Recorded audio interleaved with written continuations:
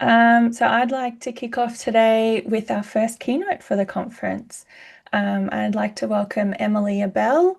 Emilia is the Manager, Research and Digital Services at Murdoch University Library, where they lead the strategic development of library research services and library systems. They are also a PhD candidate and non-executive director working across the higher education and not-for-profit sectors. As a PhD candidate at Curtin University, Emilia explores open knowledge diplomacy. Their research intersects knowledge production, open scholarship, and libraries. Emilia also serves on the boards of the Australian Library and Information Association and Ballet Without Borders. Additionally, they are president and co-founder of the Alliance of Neurodiversity and Disability in Glamour Professions Australia. As a proud, disabled, neurodivergent and queer person, Emilia's lived experience is a catalyst for community building and meaningful change. Thank you, Emilia. I'll leave it up to you. Thank you so much, Ella, and I'm really glad to be here with everyone this morning. I'll just jump to sharing my screen and we can get my slides up.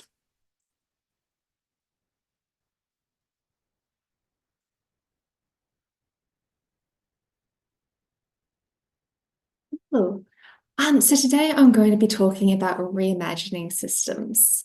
And we're going to be speaking about that very broadly. So digital, technical, social, whatever type of system that you'd like to picture and feels relevant to you right now. I also want to start by acknowledging that there's a lot going on in the world at the moment, especially in global politics, and a lot of this impacts on people, communities, and libraries, both locally and internationally. So this is in the back of my mind while I'm presenting today, even when I'm not speaking directly about any of these events or giving direct examples. And I'm choosing not to give direct examples of them today, just partially because I talk about everything that's wrong with the world in a lot of other spaces, partially because there's already been a lot of provocations and responses to current global events, and also because this keynote isn't meant to be specifically for me. Like with many of my talks, my own lived experience and perspectives are certainly going to be woven into it alongside research and other scholarship, but I'm keeping this very, very broad so that everyone has opportunities to respond to things that are relevant to them. And also so that you can determine where you have agency, so the ability or capacity to reimagine a system or process in your own institution or your own communities. And that's going to look very different for everyone. We all have different combinations of people, infrastructure, and resources that we're navigating these systems with. So to help with that, there are going to be some questions throughout, which you can answer anonymously. And I hope that they're going to challenge your thinking around how we navigate and reimagine systems, regardless of the role or the library sector that you're in. So before I go any further, I do want to acknowledge that I'm speaking on the lands of the Whadjuk and Noongar people and acknowledge elders past and present. And I've had the privilege of living and working on this budja or country for the past 10 months or so. And on this slide is a photo I took earlier this year at Murdoch University, just some bees on a banksia flower, but it really captured my joy of being here. And I haven't been here for a year yet, and I was on Yagara country before this in Ipswich, southeast Queensland, where I grew up. But I absolutely adore Western Australia and Whadjuk Noongar budja. And there's been a lot of joy, but there's also been a lot of new systems for me to be learning, exploring, and also just navigating while I was moving. And to some extent, systems are something that have always been on my mind. I find them really fascinating to study, but also incredibly challenging. And some of that is on more of a personal level. So as an example, when my wife and I were navigating coming out, we were still within social systems and structures that weren't accepting. And as someone who's autistic and disabled, there are some social and digital systems that are more difficult for me to navigate and to make sense of the world through. I might find that they're not as immediately accessible or as intuitive as we might imagine they are in libraries, or perhaps they simply just don't align with the ways that I navigate the world and see it on a day-to-day basis. And those experiences for me mean that over time, I've ended up being very aware of gaps, inconsistencies, sometimes discrepancies, and a lot of the time the missing parts of different systems and processes. So I've had to spend a lot of time thinking through systems-related challenges and understand where change might actually be possible. And my personal experiences with systems that aren't designed with marginalized communities in mind, or perhaps have barriers that are exclusionary or might require additional time or effort to navigate, has also contributed to my understanding of what it means to be part of change and advocacy that's related to systems, and also being very willing to acknowledge some of the challenges around that as well.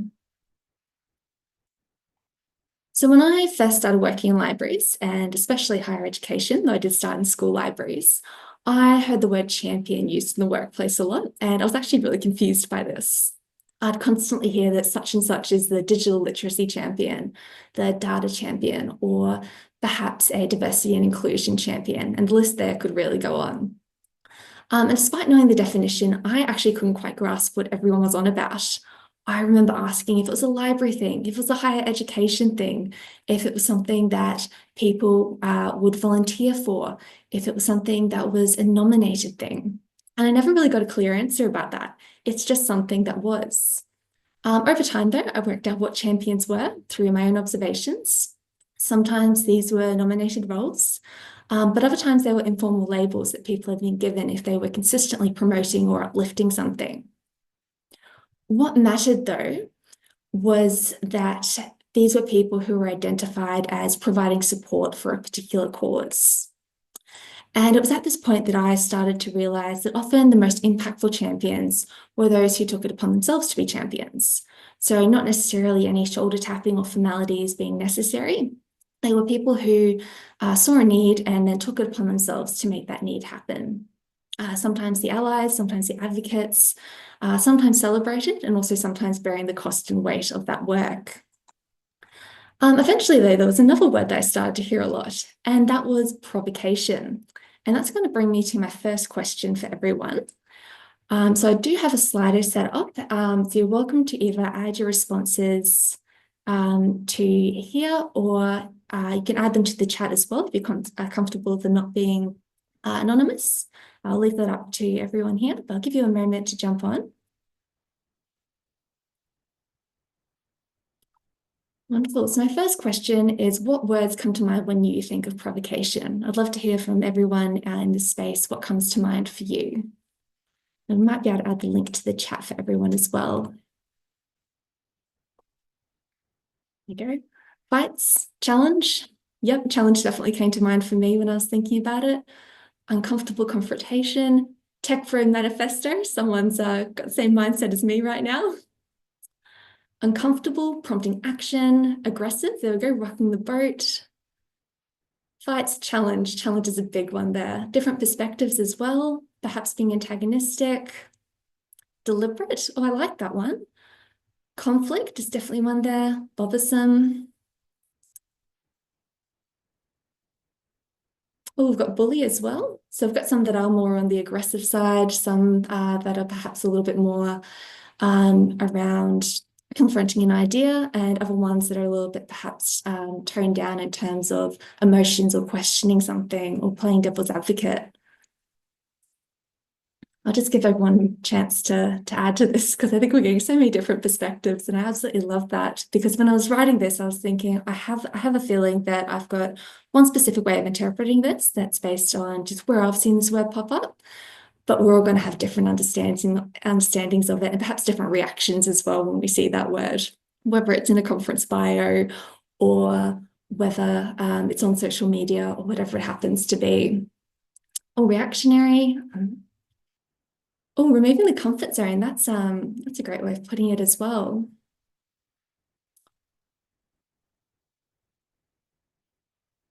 So I think the thing that I'm seeing come through there is that there is an element of discomfort to it, regardless of whether we're viewing it in a positive light or as something that we perhaps see as a little bit more challenging or aggressive.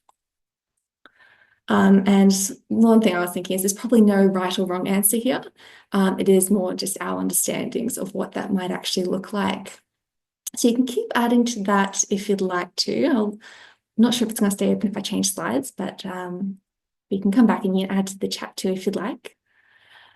So I did grab the definition of provocation. I looked it up myself. Provocation simply means doing something, some type of action or statement, that prompts or causes another action to begin a response. And the Britannica definition I had here did use the word angry in it. So I think we've got a few different angles that we could look at it from. But a few people picked up on some of my sentiments around it because unlike the word champion, I wasn't so much confused by the use of this word as I was actually a little bit irritated initially. And I'm sure a lot of what I write and speak on might count as a provocation, including perhaps some of what I say today. But I've come to realize that I don't have much patience when it comes to provocation just for the sake of provocation, essentially provocation without real purpose. And so my impression of this word was that it was starting to seem like at conferences and in online spaces, we sometimes cared more about the provocation itself than what actual change and progress looks like. So without action, provocations can feel like more noise in an already busy and disruptive world. And that's especially when we have so many things vying for our attention. So to me, it felt like sometimes we couldn't quite bridge this gap between starting a conversation about change and making something meaningful and tangible that actually had a difference in the long term, especially when it came to things like equity, diversity, and inclusion, which is something that's popped up a lot, especially with global politics at the moment.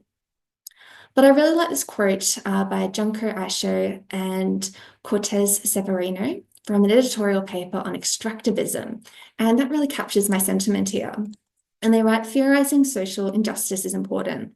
However, the challenge of devising real and concrete alternatives is where critical practice and scholarship is most needed. And we have countless conversations in the library about things like equity, diversity, inclusion, accessibility, about dismantling unjust systems and practices, about decolonizing and indigenizing collections.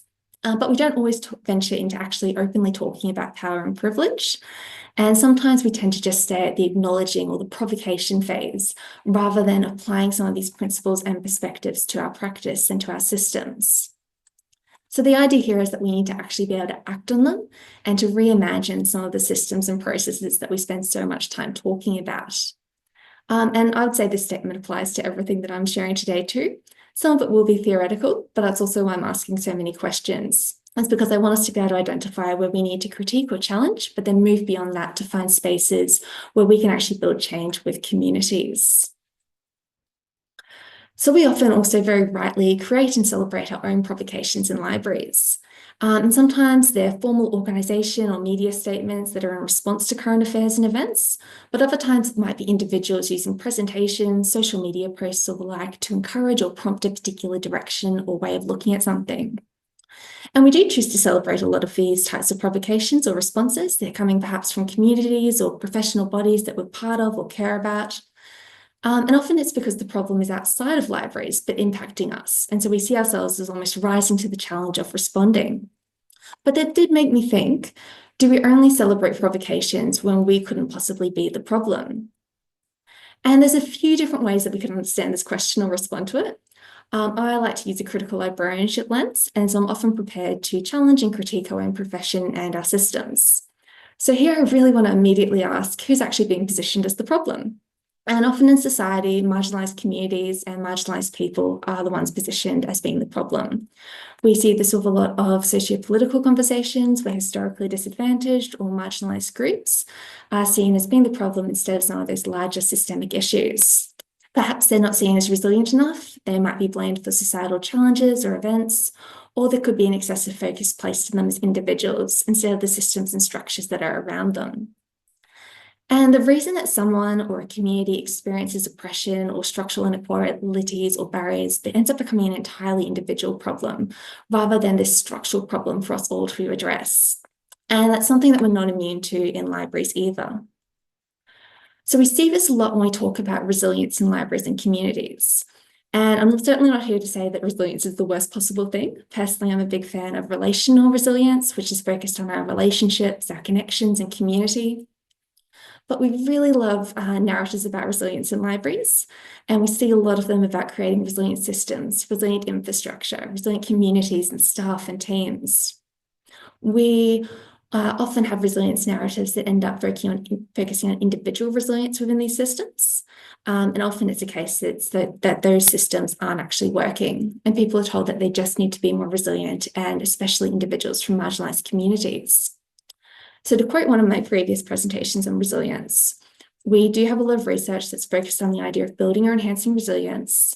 This, however, means we may be quick to celebrate how inspirational and resilient a community or an individual is, without having the courage to advocate for change and to actually put that community first. And this is challenging what type of response we're defaulting to, what type of action we're taking, and how we respond to provocation ourselves.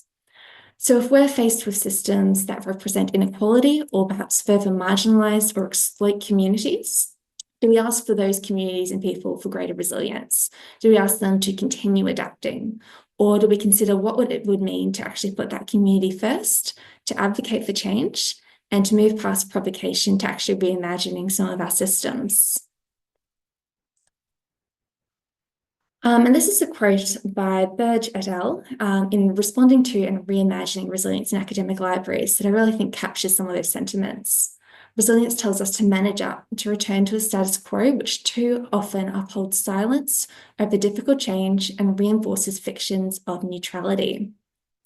And I'm sure there's probably things that come to mind for all of us with this quote, whether personally or professionally. And it really addresses for me the potential to reimagine systems by reimagining even just one part of them, resilience. And bringing that back to provocations, when we default to resilience and resilience narratives, our provocations can feel quite bold until we actually turn them inward. We might critique problems that are happening outside of libraries. We respond and celebrate our responses to external issues. And we're often less willing to examine how our own systems, our own leadership, our ways of working might actually be adding to that need for resilience as well.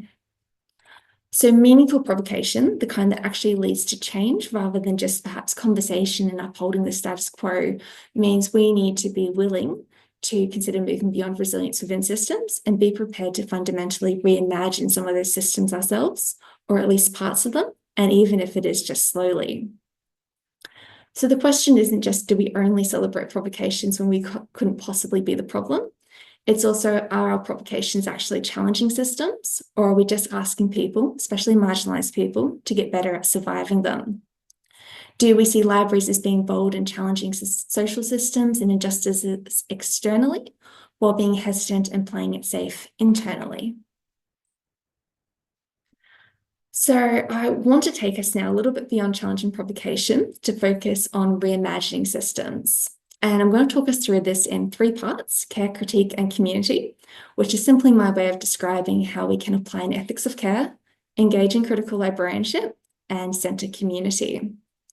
And as I've kind of hinted at earlier, I'm not necessarily prescribing one specific way of navigating change or systems in libraries here, but these are ideas and values that I personally think are valuable and can make the process of reimagining systems as important as the outcome of those systems. It's also going to guide us through individual ethics, all the way to critical analysis, and then to action through community. And additionally, at a time when there is so much disruption, especially in politics, technology, libraries, across them all, I think that the values and approaches that underline things like care, critique, and community can also be a way to uplift and provide spaces for the communities that most need it in our work in libraries. So I want to start off with an ethics of care. And an ethics of care is a feminist type approach to ethics. It sees our morals and actions as needing to center interpersonal relationships, and it brings a social responsibility to care. So relationships are at the center of our decision-making and action, and that's rather than a more universal or abstract moral rule. It's very focused on the context and presence of relationships and what our capacity to care looks like in guiding our actions. So it's an ethics that's very relational, contextual, and responsive to needs around us. And one way we can think about care is through how we respond to user needs and community needs and understand what those needs look like in our local library contexts. And that extends to what those relationships or partnerships might look like as well. But there is another aspect I want to address here.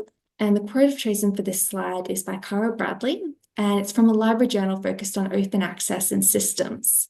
And the quote reads, "The ethics of care challenges us to think about systems, our place within them, and how we might challenge them." And that challenge part is also important. There's often this tension between thinking about care and critique, when we think about caring, we might not immediately jump to challenging. But an ethics of care is responsive to inequalities and challenging the status quo. It isn't removed from politics of power and inequality that are inherent in a lot of the systems that we exist in.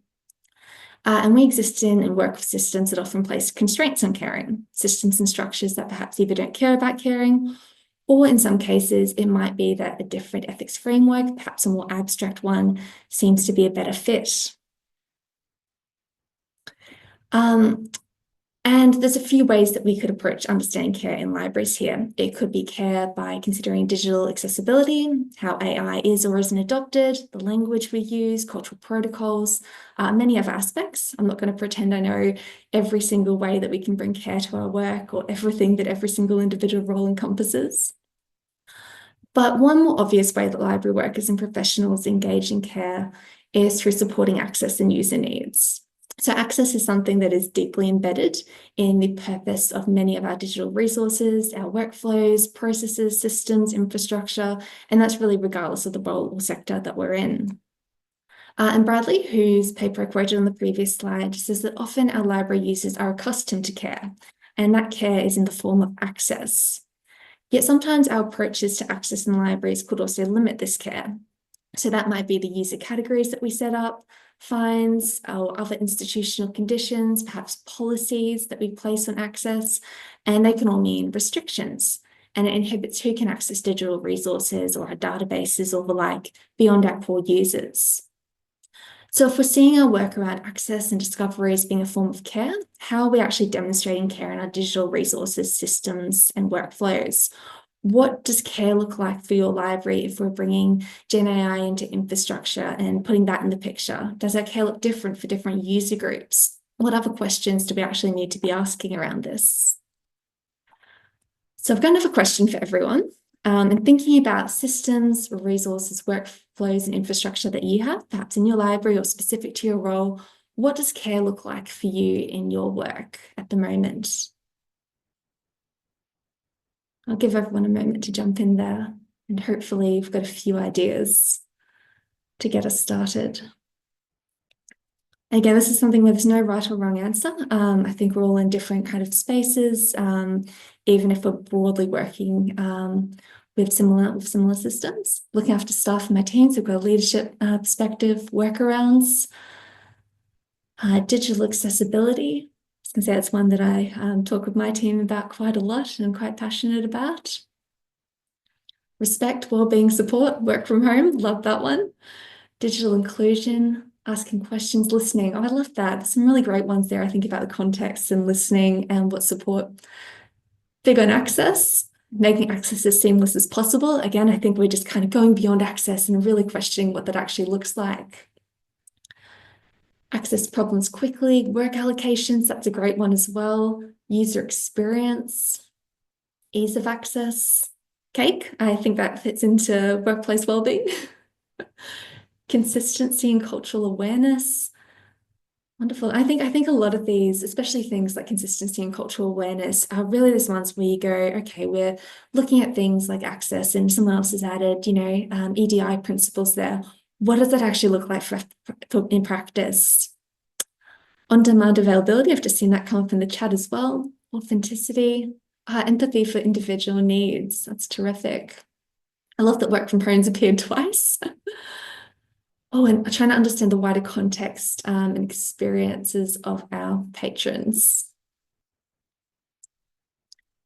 It's fantastic. I think we can all see that there's so many different avenues that looks like. Some are a little bit more interpersonal. Some are considering more access needs. Work from home is really popular. Flexibility, kindness, institutional support.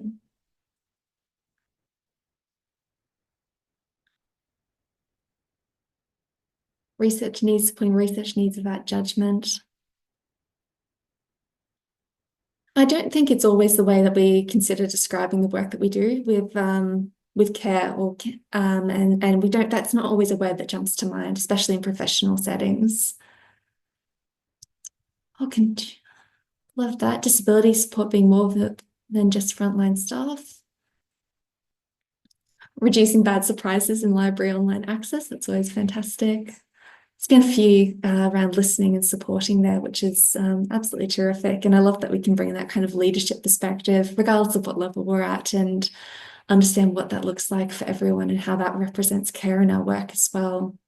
I think taking the time to actually understand needs, whether it's with our staff, someone in our team, or actually our library users, is such an important aspect of that. And removing obstacles there that relates to so many, whether we're talking about for our teams or perhaps access obstacles as well. Wonderful. So let us start to finish up in the next maybe 10 seconds. I've got one around fines. Wondering if someone would bring that one up. And the impact of my work on colleagues from my institution or others. Oh, that's a really fantastic way of looking at it. Fantastic. So we started to consider care. And I guess I'm asking, what other questions might we also need to ask if we're building on this? So with that, I want to bring us to critical librarianship. And the basis of critical librarianship is critical theory and social justice. And these provide a framework and guiding principles for the critique and evaluation of our library practices.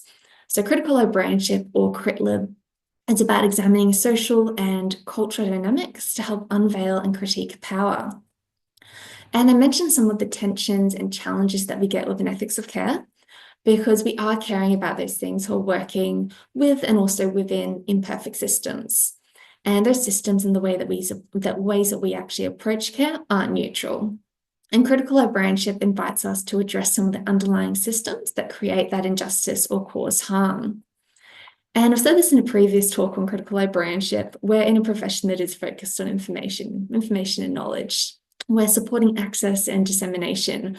We can't and also shouldn't easily separate conversations about knowledge and information from conversations about power and the ways that flows into all of our work. So regardless of whether we're focused on metadata, subject headings, systems or resources librarianship, open access, digital user experience, any other area, our work is going to overlap with injustices, harms, power, and some of that might not be immediately evident. So a question that I've been asking over the last few years is whose voices, perspectives, and values are reflected in and contribute to our work? And today I'm going to add something else in related to care. Who do we care for in our work, and who is allowed to show care? And this can be a little bit more of a challenging question when it comes to, I think, roles that might be more technical, not always, but sometimes. We often think about care in a very interpersonal way and might associate it with different roles or different professions even, perhaps nursing. So I'd like to encourage us to think what relationships look like when we're reimagining our systems. Who is told that the things they care about are too much or not important? Who is missing from our care or our partnerships? And how are we integrating critical perspectives into the things that we care about? And part of that comes back to also questioning who we might be positioning as the problem within a system, and how we might demonstrate care by addressing problems that are inherent to the system itself instead. So asking who do we care for also connects to some of my work in evidence-based practice. And it really makes me consider how we incorporate even things like individual feedback into our work and systems as part of this bigger community picture. How we take on board individual staff or user feedback has actually been some of my most interesting work in evidence-based practice. And that's even though I've spent time building dashboards and leading research projects. I kept coming back to some of that individual feedback and how we respond to it and how we're often quite challenged by it. And I've really over time sought to understand how the context and lived experience that can exist around even just one person's story, so that intersection of one person's experiences, can actually contribute to being part of a bigger community picture. So their story might be the one that revealed a gap, an inconsistency, or a problem with a system. And to take the time to actually set aside some of our own methods around things like user experience or user interfaces for just a moment and consider that person's lived experience as a data point and a story in its own right takes humility from us as a profession. It sometimes means setting aside our own preconceived ideas of what might count as evidence and whose lived experience and whose community is deserving of change in our systems.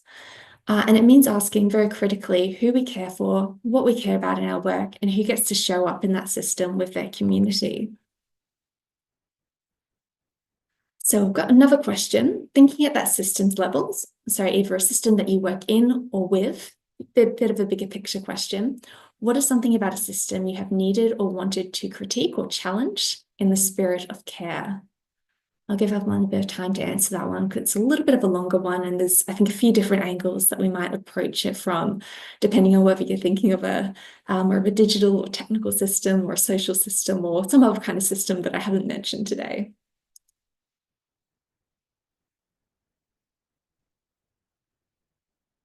Finds and things. Alma still doesn't have dark mode. I'm a big fan of dark mode. Yeah, there we go. Responses to late and lost items. Culture. Love that. Oh, that's I've just seen the one about institution losing courage due to voice result.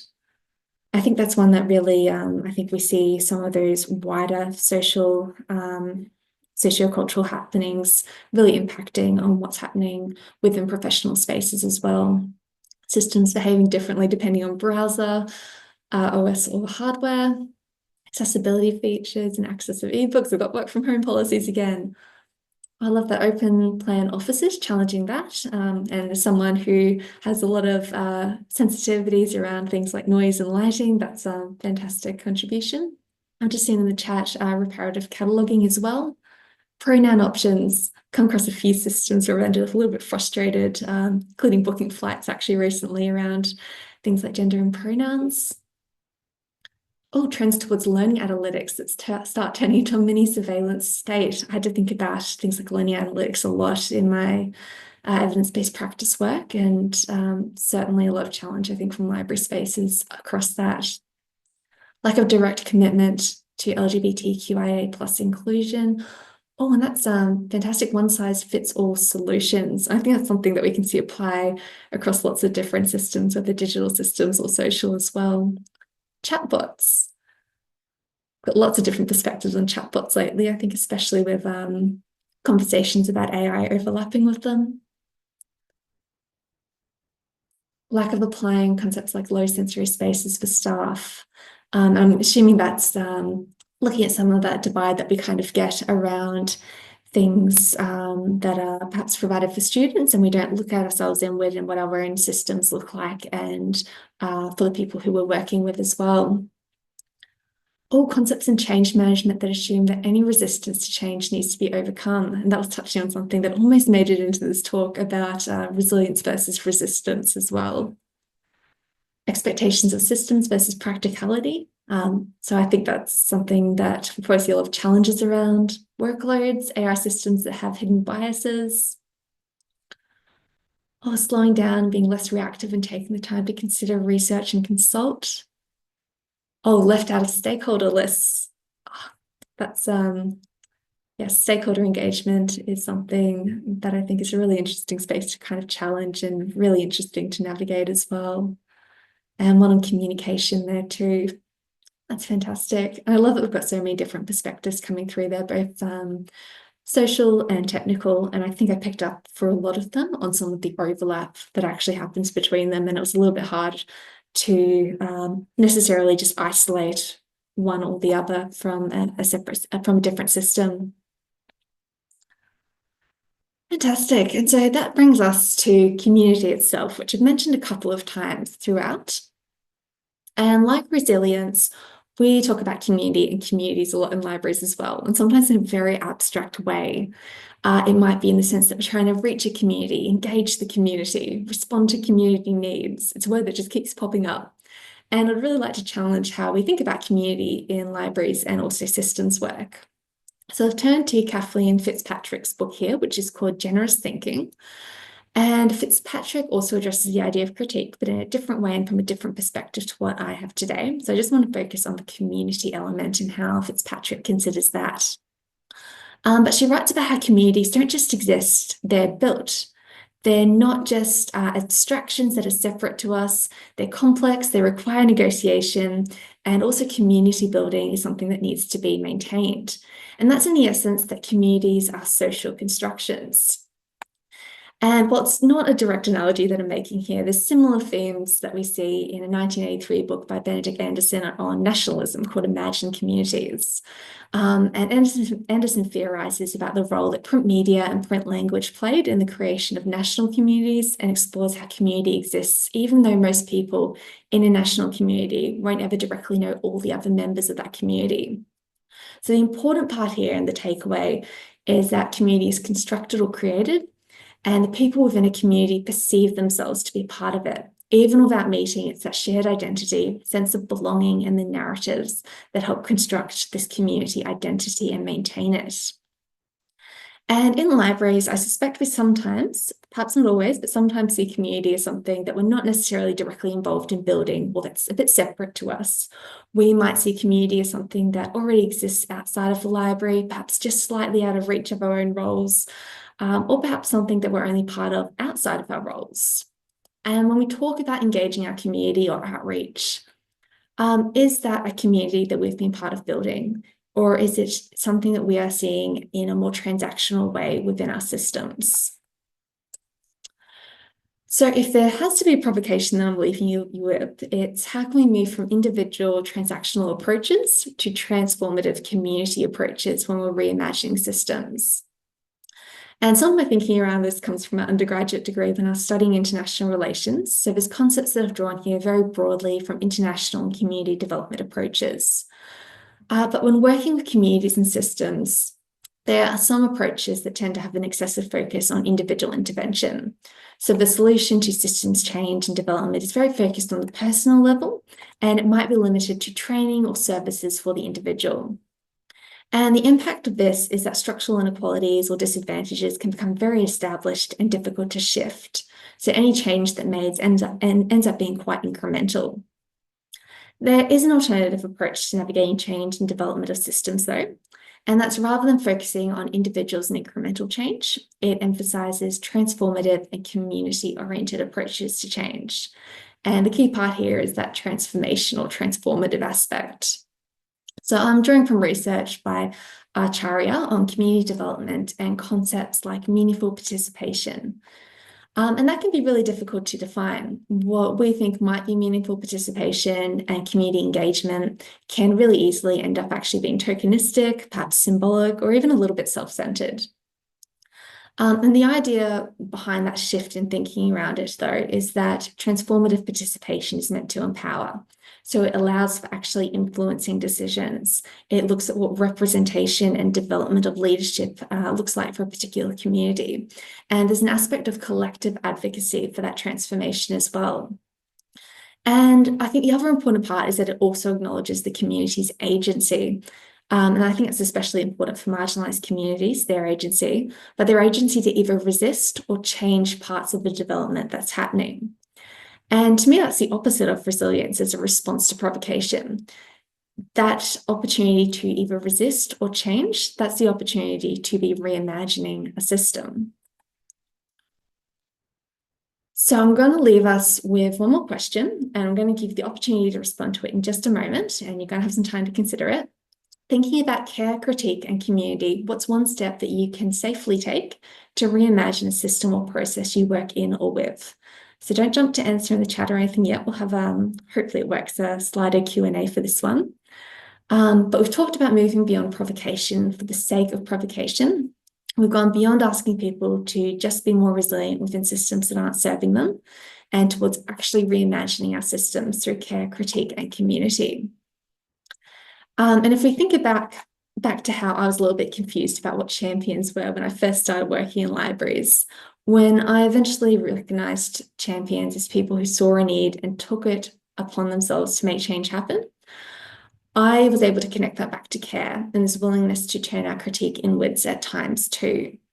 When we bring together care, critique, and community, when we center relationships in our decision-making, when we're willing to examine power in our own systems, and when we can move from transactional to more transformative approaches, we're not just responding to abstract problems. We're providing people, communities with the option to actually reimagine the systems that we work in and with. And that's not necessarily always easy work. It does require us to sit with some discomfort, to question systems that we're part of, to perhaps center voices in communities that might challenge how we've done things. But if we're actually serious about the values that we say we hold in libraries, then this is work that needs to be done. And it's not just about celebrating our bold external provocations and advocacy, but also being willing to provoke ourselves towards something different, perhaps something better, something reimagined as well. So I'm going to leave the slide for just 1 second so everyone can take a look at that question. Hopefully we've got a few ideas in mind. But, oh, great, we've already got people adding things. I wasn't sure if that would come up. We've got First Nation access descriptions, advocating for First Nations description work and environmental impacts of AI. I'm going to assume they were responses to the question and not necessarily questions. But if you want to jump in and add your thoughts on what one step you can take is as well, that would be absolutely fantastic. Because I'd love everyone to kind of just be able to come away with, even if it's just a small thing, one thing that you think you can do to reimagine a system or process. If you really can't think of anything, you can perhaps give one of the responses a bit of an uptick there as well. Conversations, I think that's a really wonderful one. Really simple, but really perfect as well. I've just realized I can't see all of them all at once. Got reviewing our previous assumptions and reevaluating our justifications. I think that's fantastic. And there's a lot of people jumping to uptick that one there.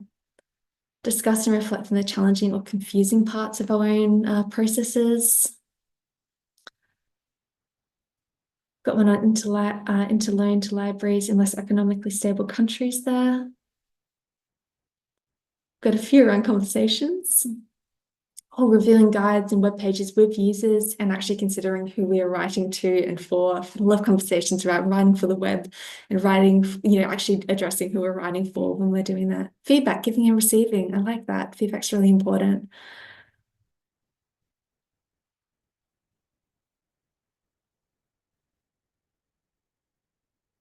We're all taking a little bit extra time to think on this one.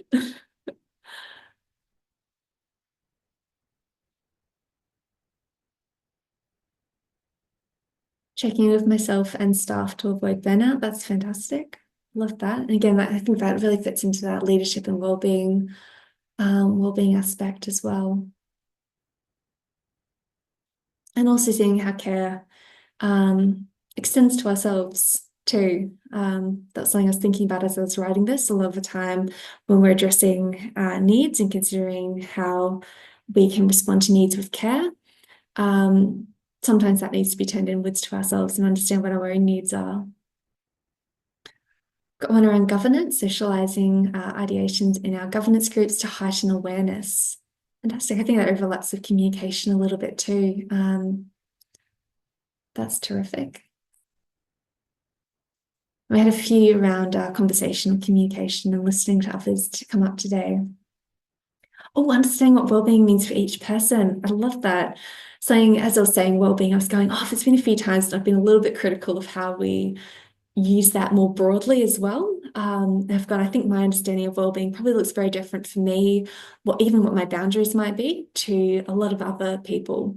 That's going to look different for everyone. So I love that actually checking in with ourselves to make sure we've understood what some of these differences are for the people that we're working with and perhaps our users as well.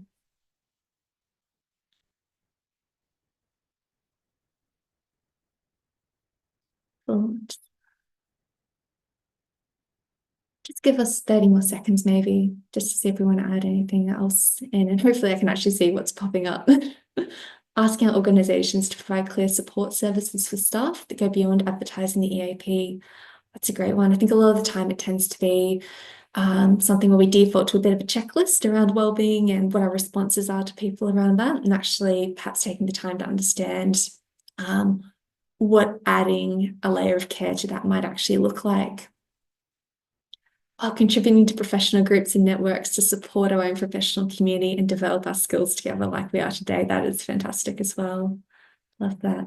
I think that's part of one of those longer term parts of reimagining things is actually being able to connect with others and realize that we have our own professional communities and professional networks and bodies that are part of reimagining that change to systems together, regardless of what kind of system that we're looking at. I've got one around leadership and raising concerns. I think a lot of that comes back to conversations on resilience as well, and where that focus is, whether we're looking at an individual and understanding what that, who actually gets to show care and critique in particular ways too, who's so-called allowed to. And increasing visibility of libraries and vocalizing the work that we do, also a fantastic addition as well. And I think it's one of those things where I think we see internal meet external kind of work as well. And like I said, a lot of what I've mentioned today are values and perspectives that I think are valuable parts of how we engage with communities. But there is always going to be differences in terms of how we do them. There's going to be overlap between systems, between the resources that we have, and all of these differences and nuances in the way this actually happens. Fantastic. Well, I believe the Q&A will stay open. So if you want to add something afterwards, it's also perfectly okay. And perhaps we can see if some of these can be shared afterwards as well. And I'll certainly make the slides available. But with that, I might stop sharing and hand back. And thank you everyone for your willingness to contribute and to be part of this today. Really appreciate it. It's been an absolute pleasure being with everyone here today. Oh, sorry. Thanks so much, Emilia. There were no questions in the chat, but I think that's probably because we have contributed and answered all of your questions in the Slido anyway. But if anybody does have a question before we finish up, please put it in the Zoom chat and I will read it out. I'll give you a couple of seconds to type, and we're going to a break now anyway. So the quicker you type, the earlier we can go to a break. Mostly what I'm seeing is thank you. I agree, that was a great presentation. And just in case somebody is typing, I wanted to point out that for our keynote speakers, in lieu of gifts, we make a donation to charities of their choices. And Emilia's choice, actually two choices, were the Alliance for Neurodiversity and Disability in Glamour Professions and also the Westerman Julia Institute for Indigenous Mental Health. So we will be making a donation on behalf of the committee in Emilia's name to those organisations. So thank you. I cannot see any questions coming through, but that's a sign that you've covered everything that everybody wanted to know. So thank you very much.